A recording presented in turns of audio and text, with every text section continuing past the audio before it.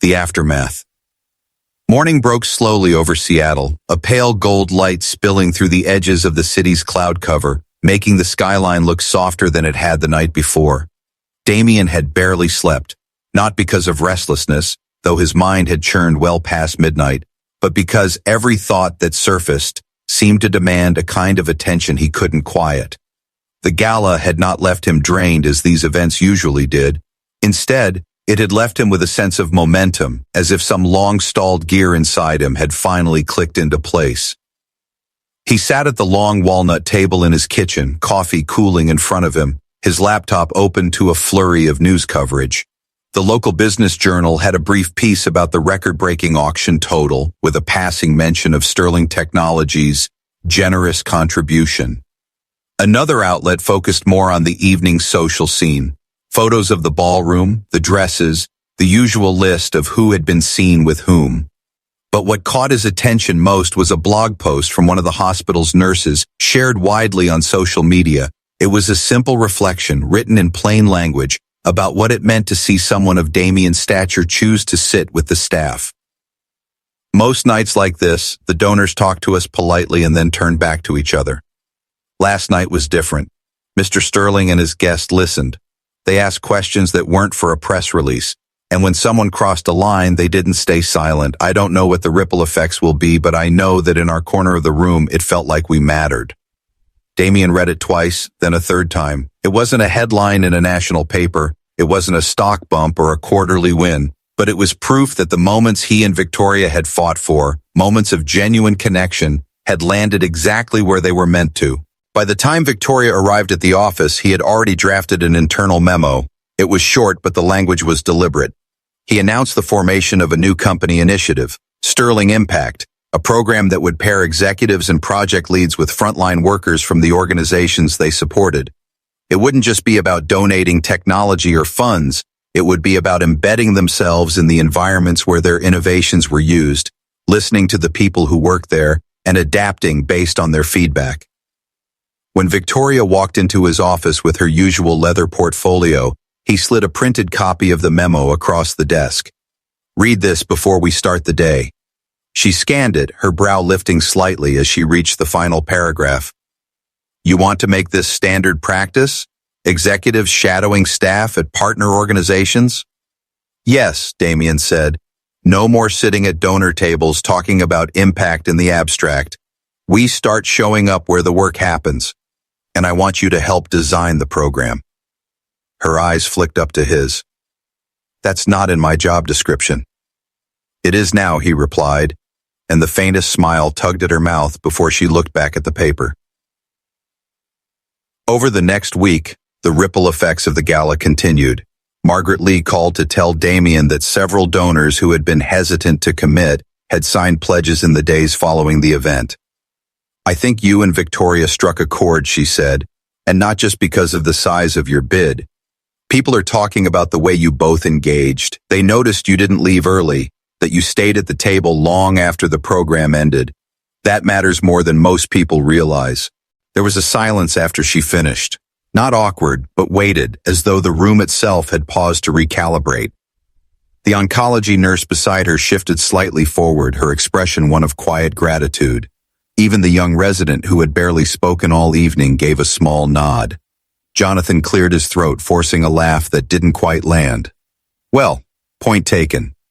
He glanced at Charles, clearly expecting him to redirect, but Charles only muttered something about needing another drink and began to back away. The others followed, their departure as calculated as their arrival had been.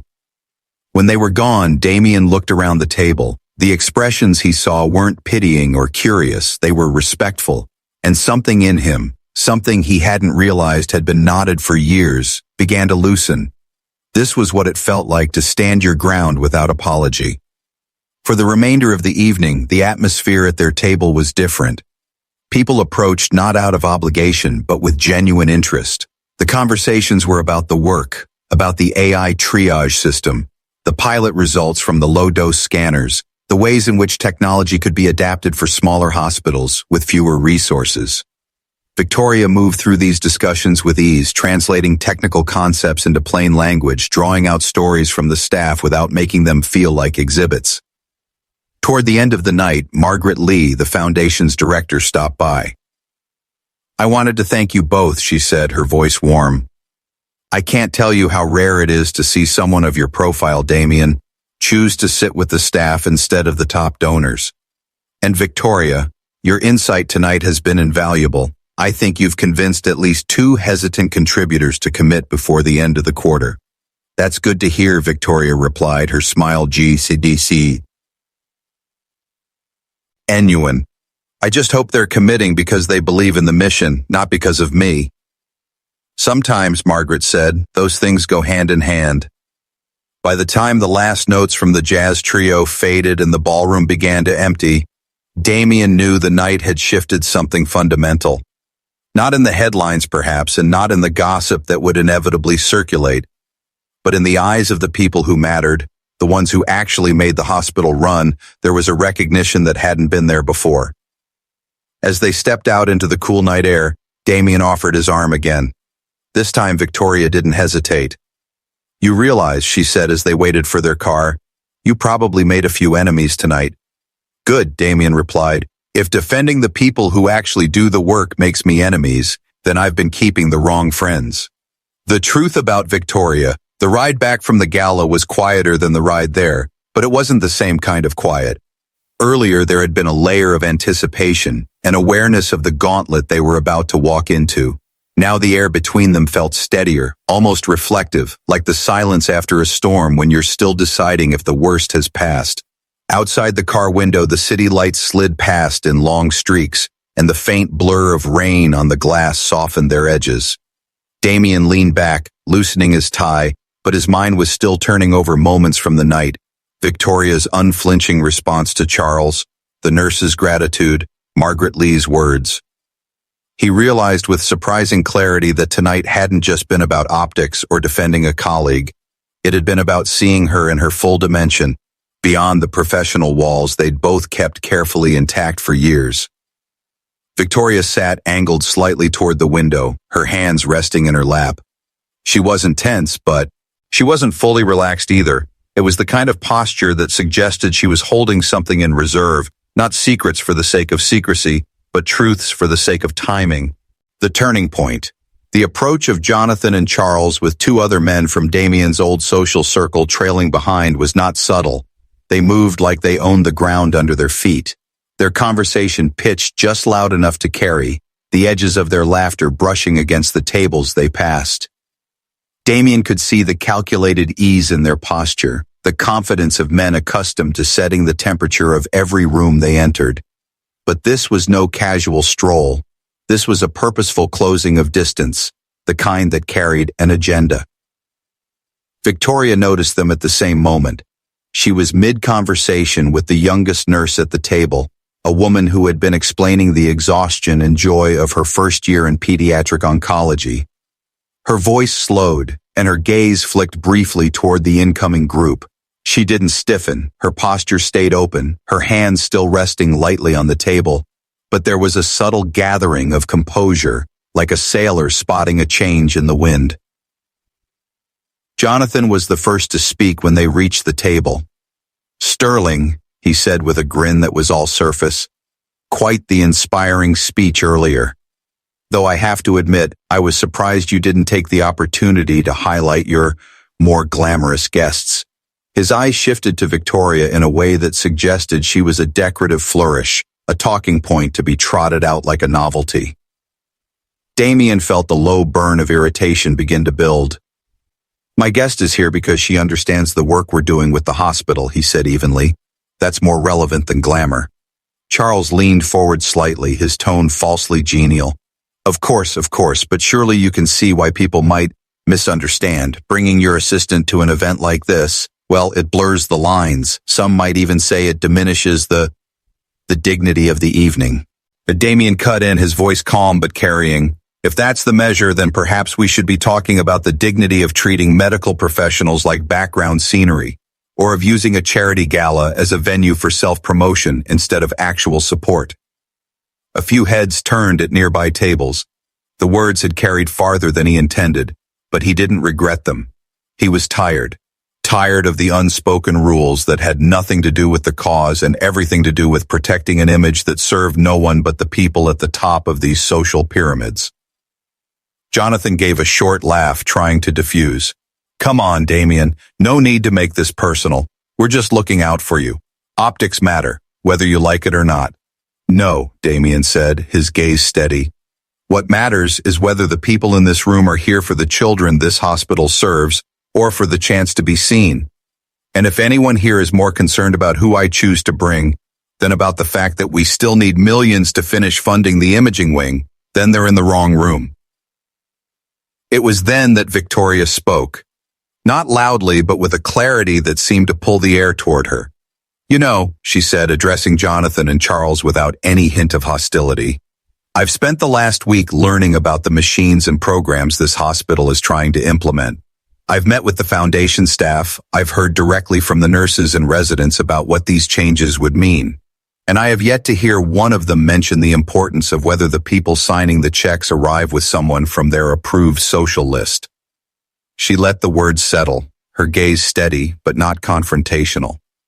Maybe if more of us spent less time policing who belongs and more time listening to the people doing the work, we'd raise the money a lot faster.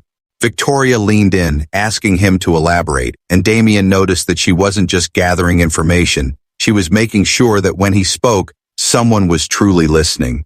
She took mental notes, the kind she would later fold into reports or conversations that mattered. Midway through the salad course, Richard arrived at their table with two men in suits Damien didn't recognize. He introduced them as potential investors in a venture fund he was putting together. Damien could already sense the direction of the conversation. Richard would attempt to use the Gala as a networking platform, cloaking self-interest in the language of philanthropy. Gentlemen, Richard said, gesturing toward Victoria with a faint smirk. This is Victoria Hayes, Damien's assistant. She's here to make sure he doesn't give away the company by accident.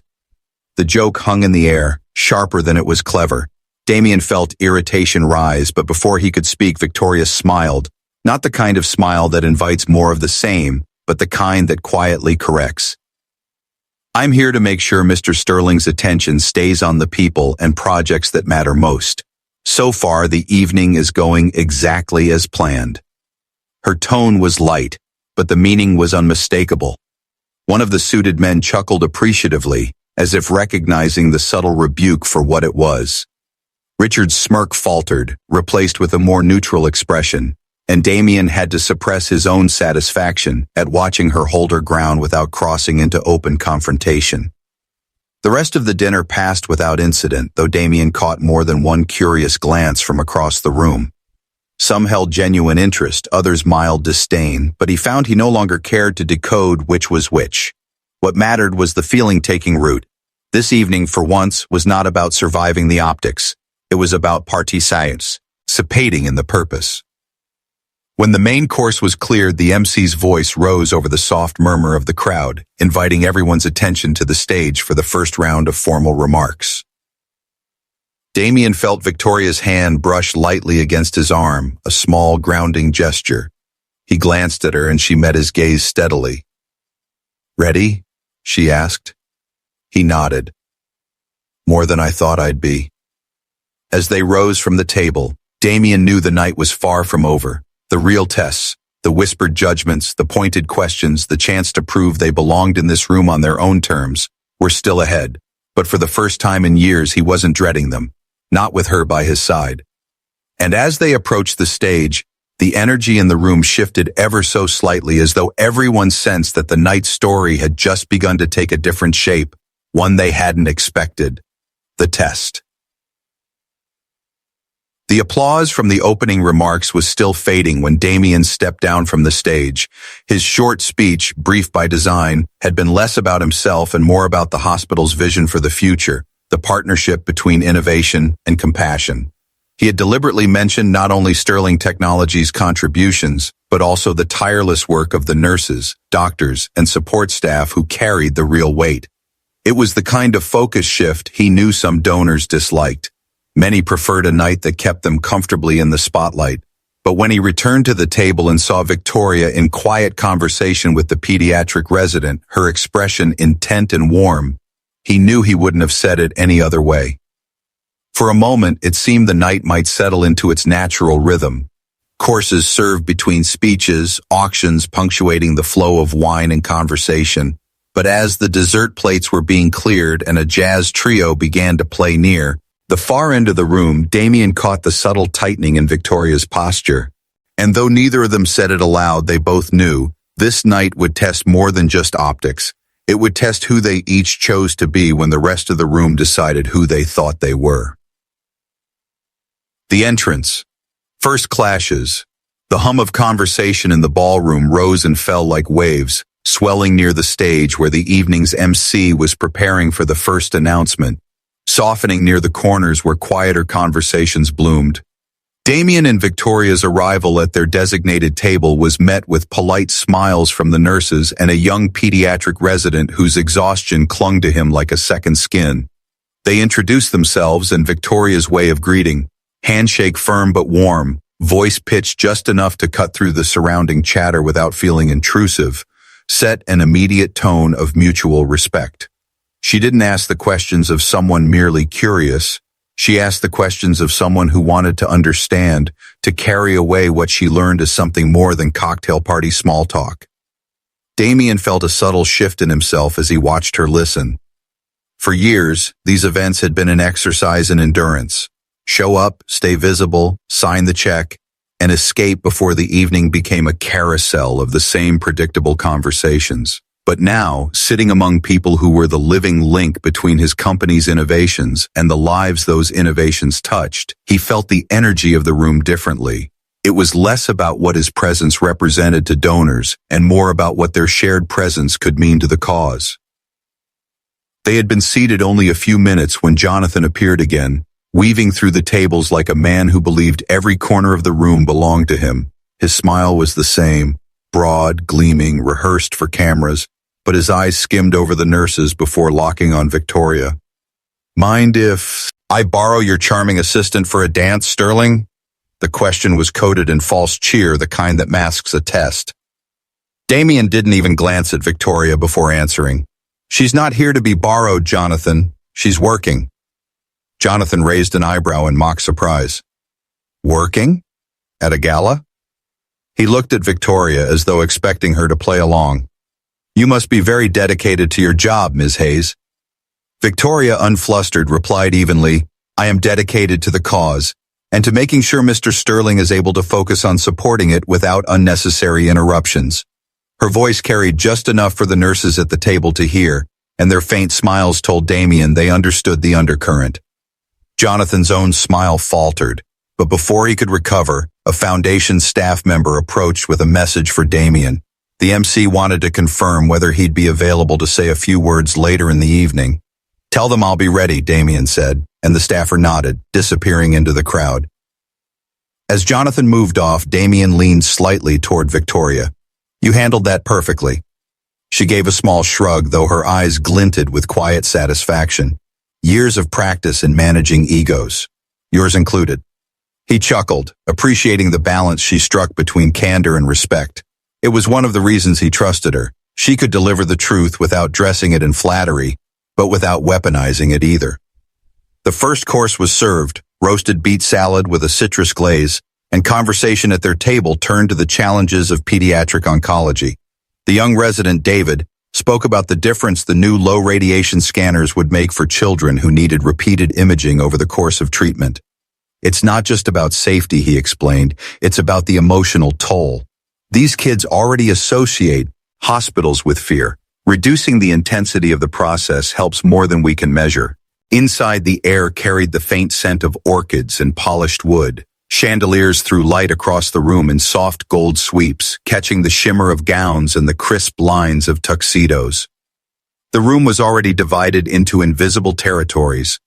Donors by the main stage, medical staff near the silent auction tables, Foundation leaders circulating as if conducting a symphony of introductions. Damien noticed his friends before they noticed him. Jonathan's broad frame angled toward a group of venture partners, Richard leaning against the edge of the bar with a drink that was more accessory than refreshment.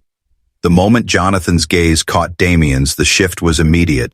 His smile widened into something performative. He glanced at Victoria, allowed his eyes to flick over her once, then returned to Damien with a smirk that only someone who had known him for decades could decode. Damien felt it in his jaw, the old urge to sidestep conflict, to pretend the barb hadn't been launched. But he also felt the quiet echo of their hospital tour earlier that week, the look in Victoria's eyes when she had seen the children's ward. Tonight wasn't about ego. It was about the people this event was supposed to serve. Jonathan made his way over, drink in hand. "Sterling," he said, clasping Damien's shoulder with an ease that belonged to a different era in their friendship. "And this must be the famous Victoria. We've heard so much about you." Victoria tilted her head slightly, a practiced move that conveyed both warmth and guardedness. "Only good things, I hope." Jonathan chuckled. "Depends on who you ask." Before Damien could speak, Richard joined them, his gaze sharper, more calculating. "Interesting choice bringing your assistant tonight," he said lightly, though the edge beneath the words was deliberate. "You're breaking tradition." Damien held his gaze, unflinching. Traditions that keep the wrong people in the room aren't worth keeping." For a brief moment, the air between them went still. Richard's smirk faltered, but only slightly. He shrugged as if dismissing the point, though his eyes flicked toward a nearby group, no doubt preparing his own version of the encounter for later retelling. Victoria excused herself to speak with one of the foundation coordinators, and Damien watched as she slid seamlessly into conversation with the nurses at their table. Within minutes, the group leaned toward her, their expressions softening, laughter breaking the stiffness that had hovered when they first arrived. She wasn't performing, she was connecting, and it struck Damien, painfully, honestly, that this was the exact quality missing from so many in his so-called social circle. Jonathan followed his gaze. "You've got her well trained," he remarked, and Damien turned to him sharply. "She's not trained," he said. "She's capable. There's a difference." Jonathan laughed as if brushing it off, but Damien didn't join him this time. Instead, he excused himself and crossed the room toward Victoria, aware of how many eyes followed him, not because of who he was, but because of who he was walking toward. When he reached her side, one of the oncology nurses was telling a story about a young patient who had named her IV stand Captain Courage. Victoria was listening with the kind of attention that makes the speaker feel their words have weight. Damien didn't interrupt. He simply stood there, letting the noise of the gala fade while the truth of why they were here took center stage. And as the evening moved forward, as donors mingled and auctions closed and whispers passed like static, the old doubts began to loosen their grip, not just for Damien but for Victoria too, because in this room, amid all the chandeliers and champagne flutes, it was the simple, genuine exchanges that stood out the most. It was only the beginning of the night, but already the boundaries of their roles and the boundaries of how others saw them were starting to shift. The doubts. The car's quiet hum seemed almost intentional, as if it sensed that neither Damien nor Victoria was in the mood for idle chatter. The sound of rain tapping on the roof became a kind of rhythm, steady enough to allow thoughts to slip in without interruption. For Damien, those thoughts were already thick with the faces he would see tonight. Donors with thin smiles, old acquaintances whose handshakes always carried a second agenda, the carefully dressed cynics who believed charity was just another chess move. He could picture the way Jonathan would raise one eyebrow when he spotted Victoria, how Richard would lean slightly toward whoever was nearest and murmur something meant to be half-whispered, half-heard. He could also picture the invisible distance that would open between them and the nurses, the social workers, the foundation staff who lived in the trenches of the hospital's daily fight. That distance had always bothered him. Tonight he intended to cross it, even if it meant leaving some people behind. Victoria sat beside him, the soft dusk blue fabric of her dress catching only the faintest shimmer from the passing streetlights. She didn't speak, but he could sense the quiet work happening in her mind, cataloging what she'd seen during their hospital tour, pairing stories to possible conversations, running through polite yet firm responses for questions she might prefer not to answer. She had said yes to this evening with clear conditions, but that didn't erase the reality she knew she'd face. Women were judged more harshly in rooms like this. Women beside powerful men, even more so. She wasn't naive to that truth, and she wasn't afraid of it, but she respected the weight of what she was stepping into. Her thoughts drifted, Not to the gala itself, but to the years before sterling technologies, before polished lobbies and glass offices. She had grown up in a small Washington town where the community center doubled as a library, and the only gala she had attended was a church bake sale. Back then, she had believed the kind of elegance she saw in magazines belonged to other people. Now, as she smoothed her dress over her knees, she understood something the younger version of herself couldn't have known. That real elegance had very little to do with silk or lighting or centerpieces. It was in how you carried yourself when others tried to make you feel you didn't belong. Damien broke the silence first.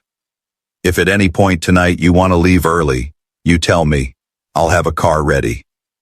His voice was steady, but there was something under it, an admission that he knew what the whispers could be like. Victoria's lips curved in a small, restrained smile. I'm not the one you need to worry about leaving early. If anyone's walking out, it'll be you. She glanced sideways, and for a moment the weight between them shifted into something lighter. But I appreciate the offer, truly. When the car pulled up to the waterfront Grand, the warm glow spilling from its arched windows was almost enough to disguise the scale of the event. Staff in tailored black uniforms moved like precision clockwork, guiding guests under awnings and into the glittering atrium. Damien stepped out first, offering his hand, not as an owner of the moment, but as a partner in navigating it. Victoria accepted, her heels finding the marble walkway with quiet certainty. On Friday afternoon, as the office thinned and the city leaned into weekend traffic, Jonathan texted, "See you tomorrow night, lover boy. Bring the clipboard. Your assistant can take notes on who's worthy of your gaze." Damien stared at the screen, aware of the familiar tug to make a joke back, to keep the peace, to let water roll off the duck. He put the phone down and did not respond. Silence can be a boundary too. Saturday came with rain, because Seattle is a place where weather has the dignity of its own plans. The waterfront Grand would shine anyway. He spent the late afternoon moving too quickly through getting ready. Cufflinks, tie, cufflinks again because he'd put them in the wrong holes.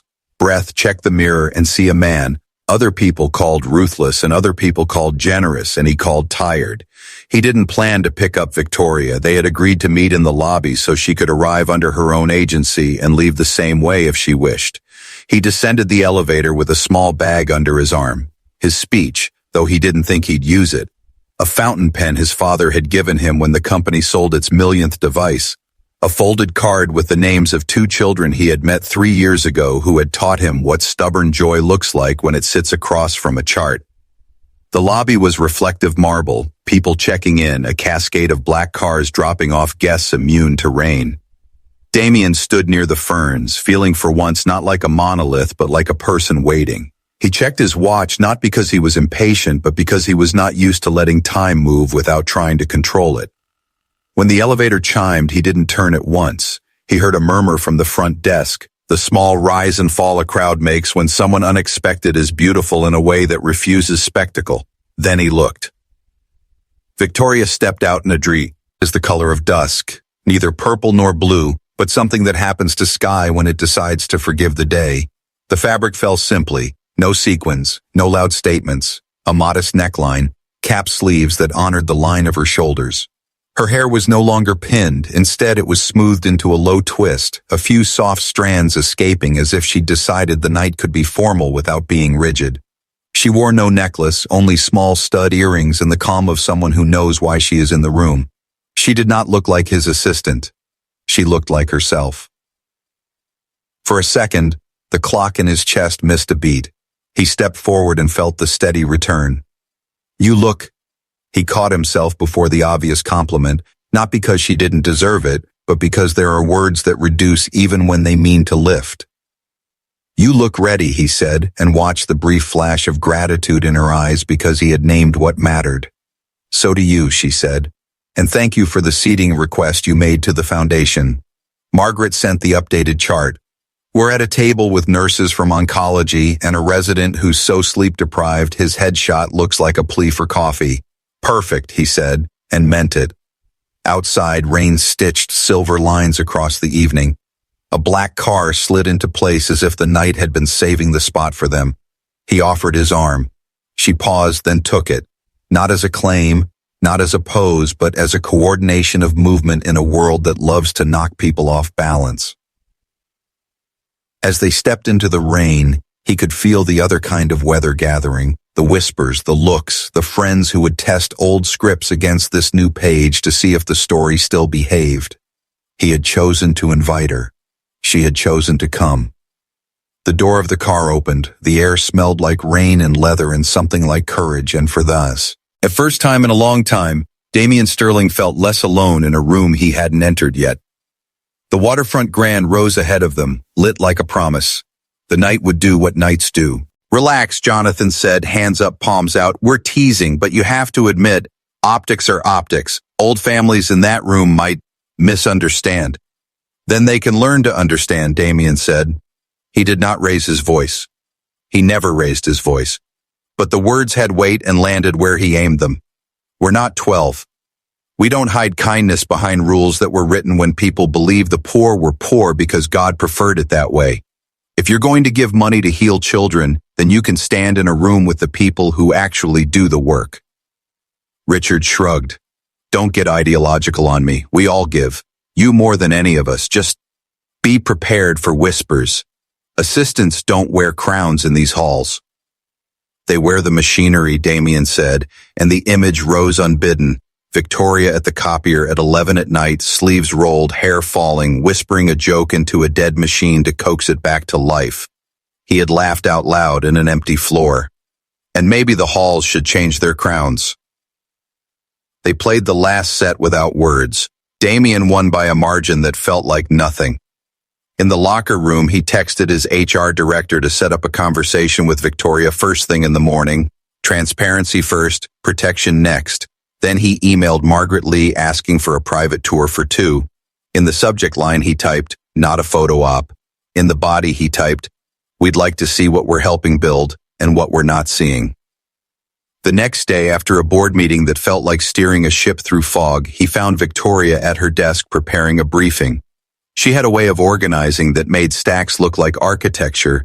He caught the faint scent of her hand lotion, unscented really, the scent of no scent, and felt an unexpected steadiness at the simple fact that she was here. I've spoken with HR, he said when she looked up.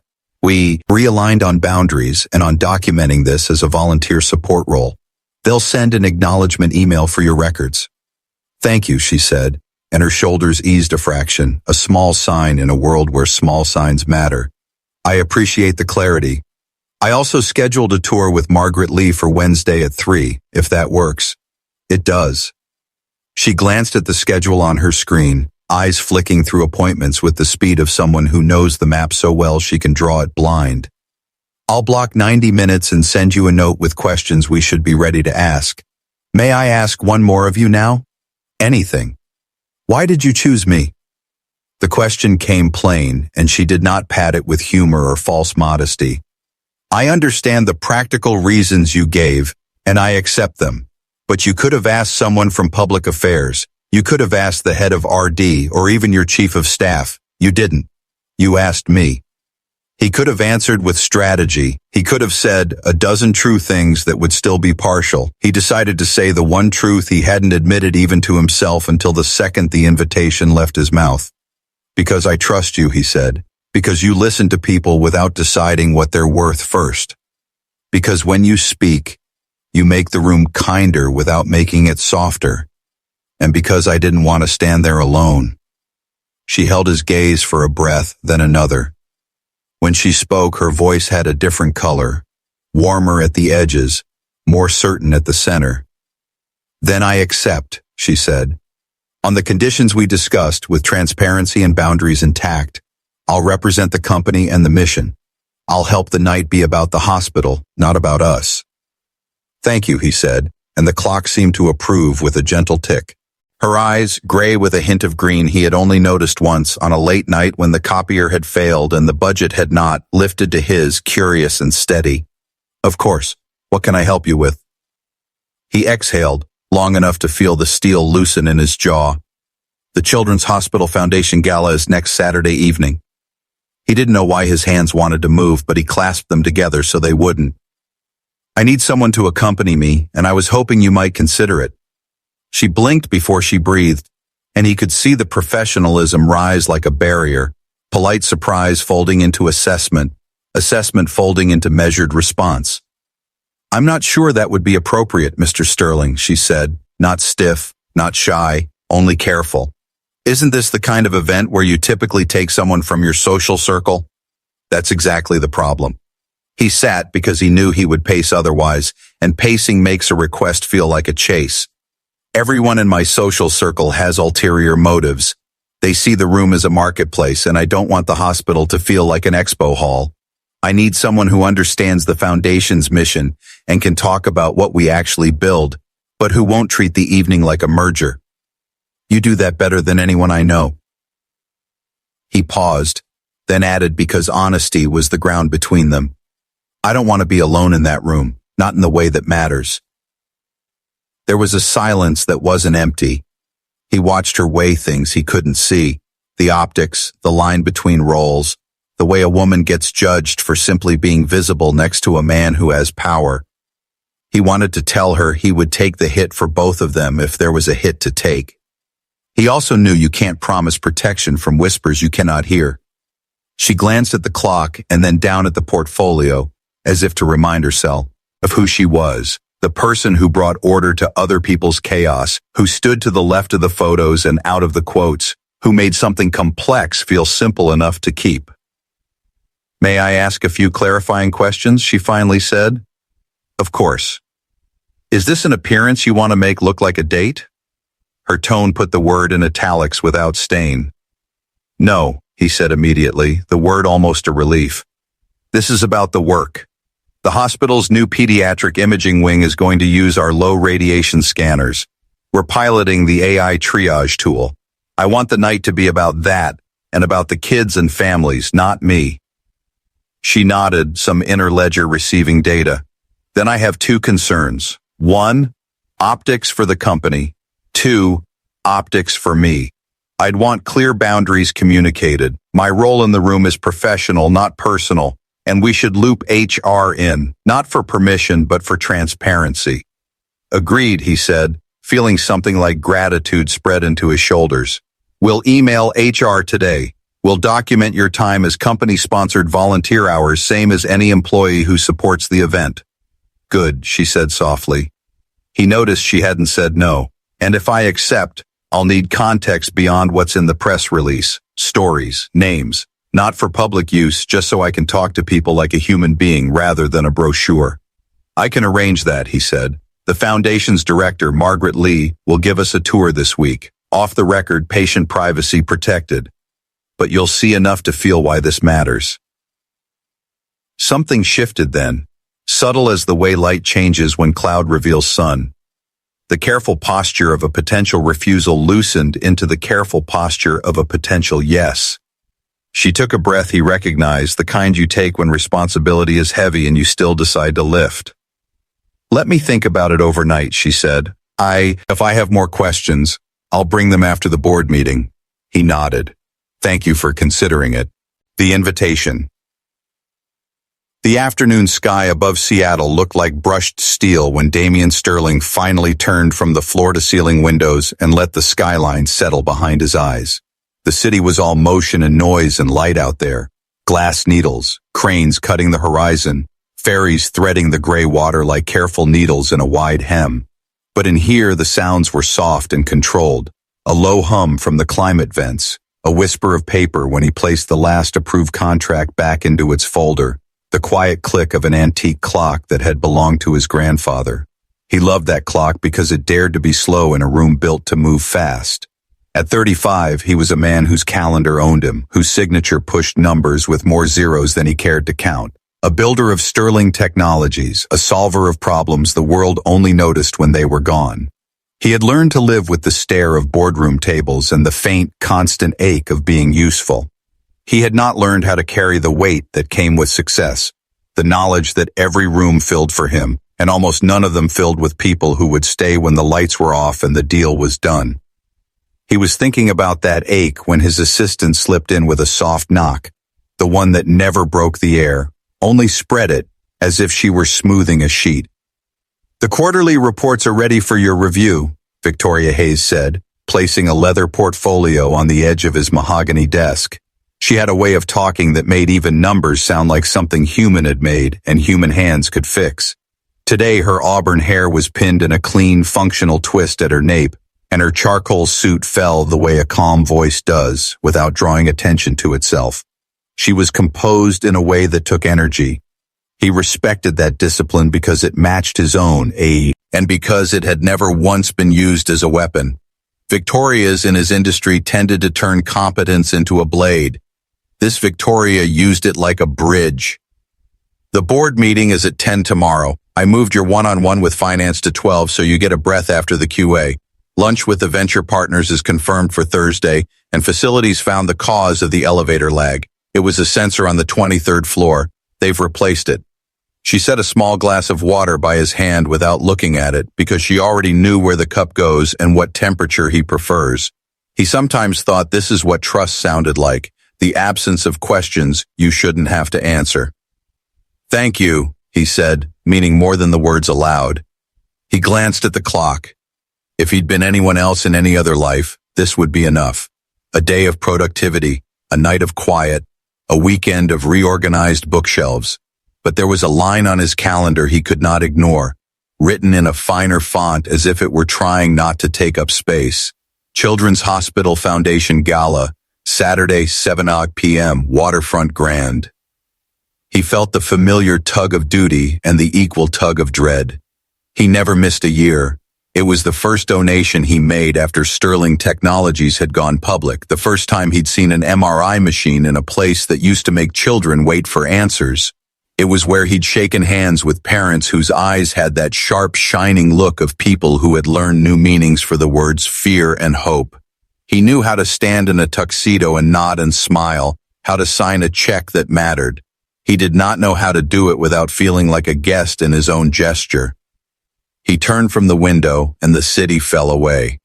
"Victoria," he said, the name landing in the room like a decision, "there's something else I need to discuss with you." But not all the feedback was positive.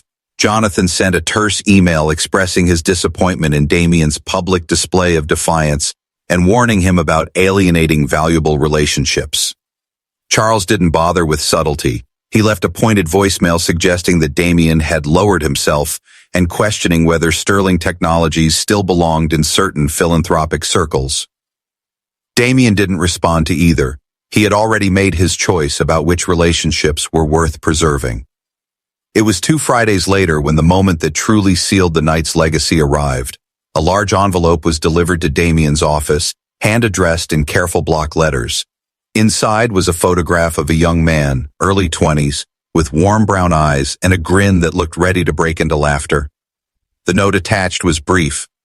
"Dear Mr. Sterling, my name is Ethan Hayes.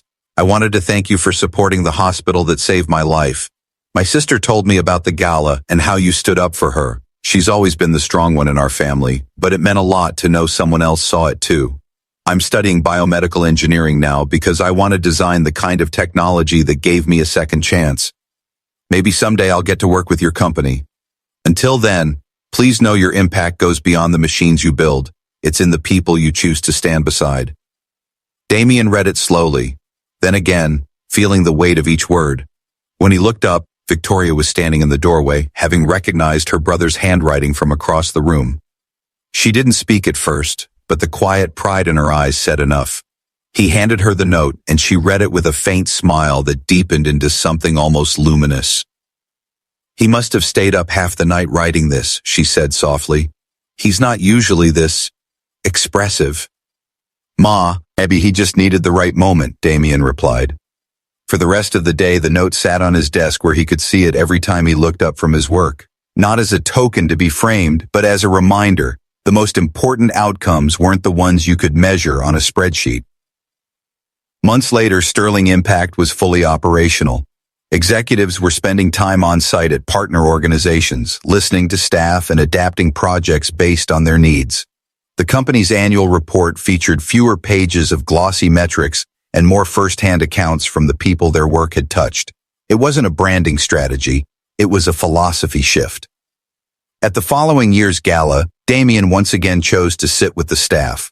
Victoria was there too, not as his assistant, but as the director of Sterling Impact, a role she had shaped from the ground up.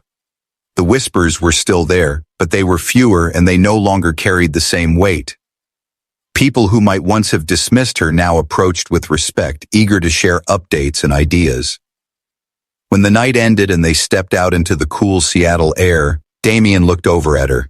"Do you realize," he said, "that the moment everyone remembers from last year wasn't the record-breaking auction total or the speeches?